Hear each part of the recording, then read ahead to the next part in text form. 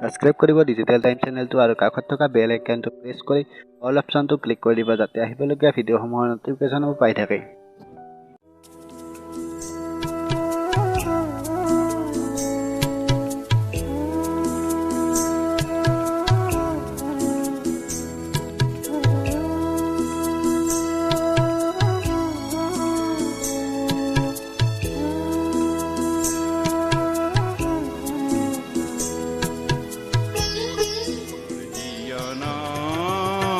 আকাশতে ইন্দ্ৰধনু গুৰি